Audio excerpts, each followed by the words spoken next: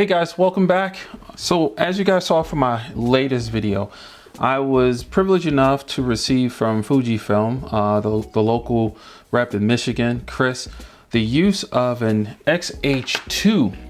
And here it is again for you guys to use and play around with for a week for an upcoming event at a local camera store, camera mall, where I'll actually be talking about my experience with the camera and giving my thoughts on how it performed with me going out with it and doing some photography work.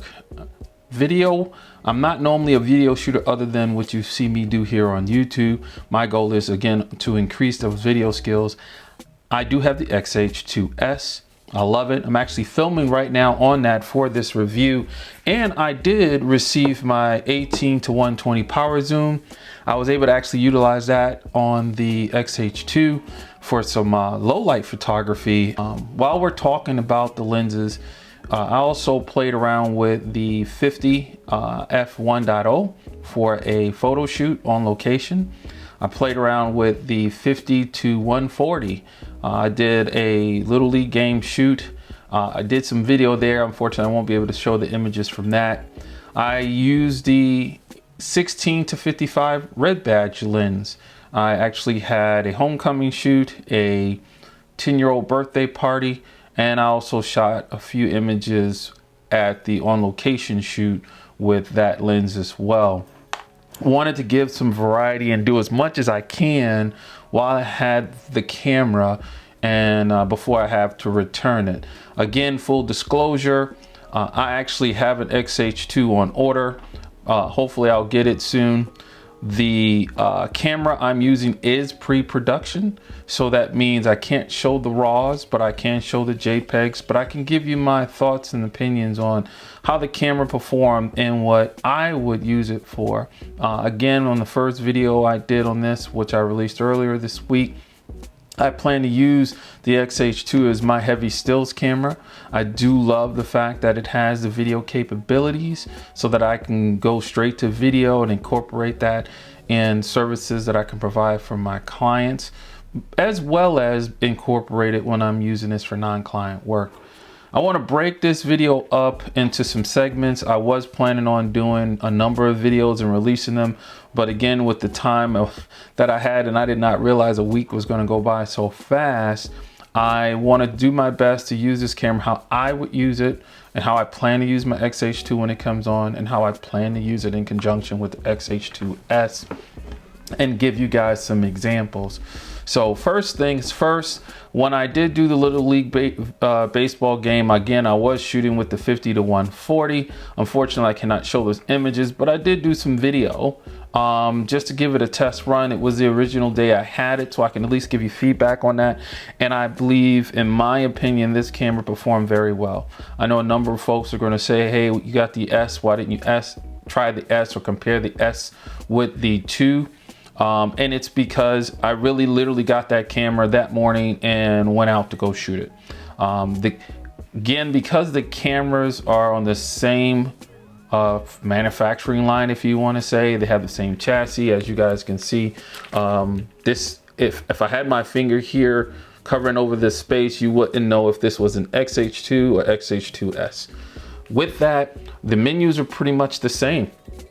There are some things that the X-H2 has on it that the X-H2 does not. We'll go into that as soon as I give the feedback on the baseball game.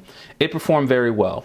I had no issue filming and shooting burst. I did 5 frames per second, manual shutter. For the Little League game, we're talking some pretty small kids. The ball's not going to go that far. We had a lot of walks, so the action wasn't there like you would have on, say, maybe older kids, high school, or minor or major league baseball for that matter. So it definitely performed to that. I believe it definitely will perform for higher speed motion as well. But where this one helped out a lot, and where I think it will be a win for a lot of folks who may not be looking at the X-H2S, is that it has the same autofocus, yet slower in some aspects. than the X-H2S, but very capable still light years in my opinion over the X-T4. And again, this is a pre-production model with the most up-to-date firmware, is what I was told that it had, and it did a fantastic job. I basically was able to, based on my experience with the X-H2S that I had for a little bit longer than when I received this camera, set it up quickly, utilize it for the baseball game, and had some fun shooting this. 40 megapixels files, yes, bigger files than the X-H2S, but again, I usually, when you're shooting GFX cameras and you're dealing with those type of files, you know that you'll be dealing with some size already when it comes to the images and importing them into your computer. Just make sure you have the right speeds and read speeds on your card readers, and that your computer has the most updated software and stuff on it too, to help with your editing process and downloading. Once these images got on my computer for Capture One, they did a great job, and I was pretty excited about that. So back to the camera and the features. What features does the X-H2 have that the X-H2S doesn't? Well, one of them is in video, and I think video creators will like it. I actually am looking forward to using it myself. Fortunately, I do not have any imagery or captured screens to show you guys on it, but there is an added focusing assist on manual focus in video. It's called the focus meter.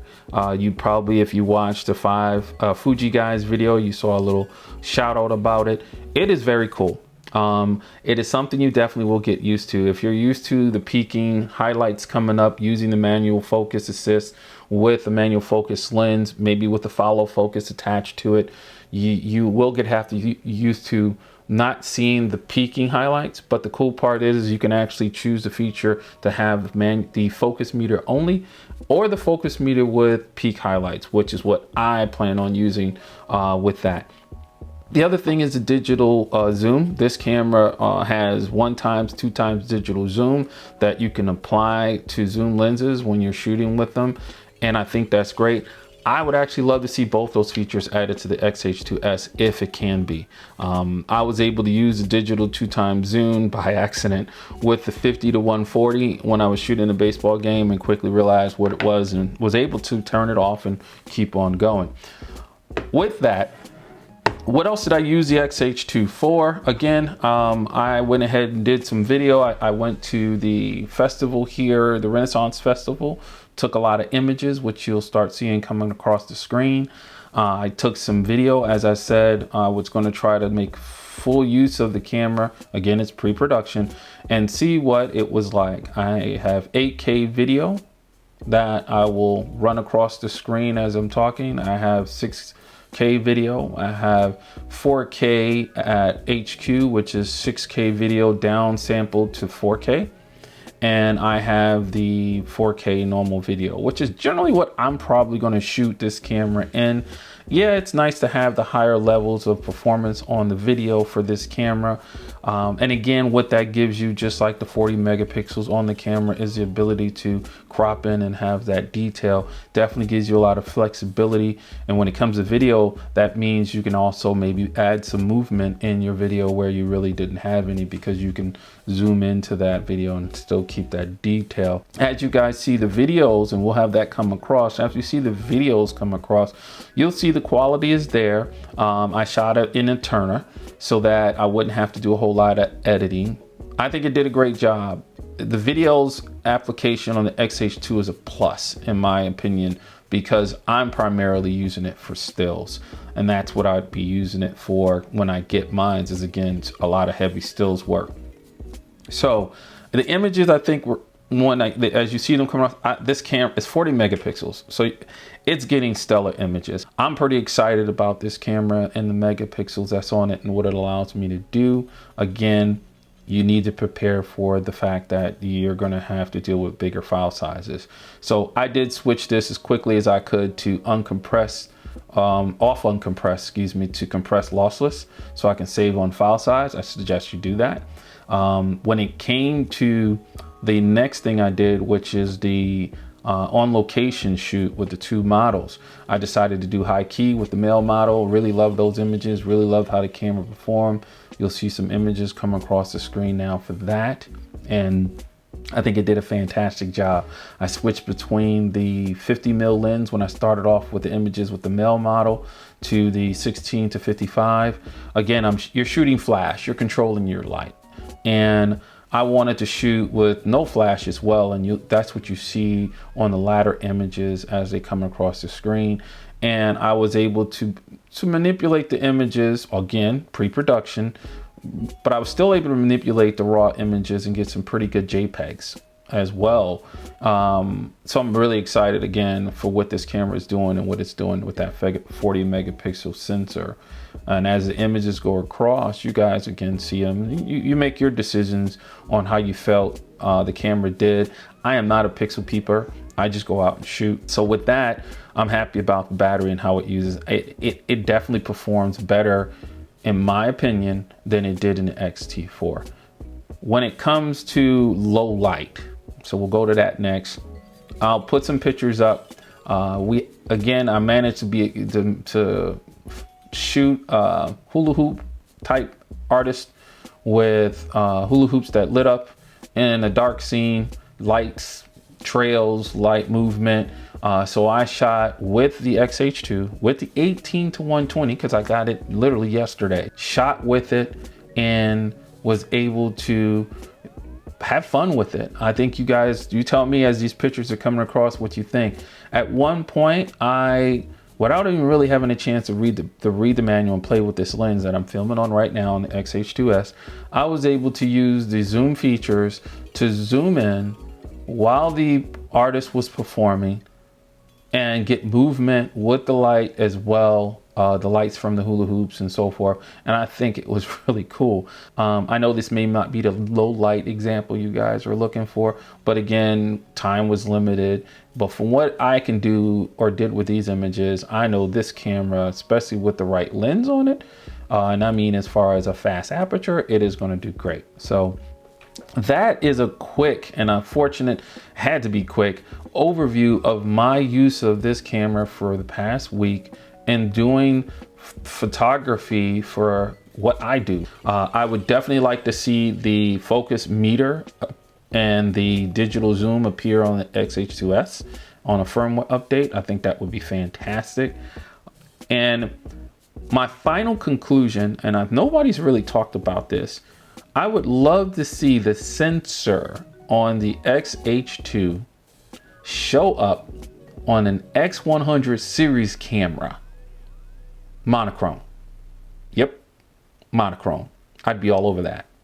I would be all over it already because of the higher megapixels. I think that would be stellar.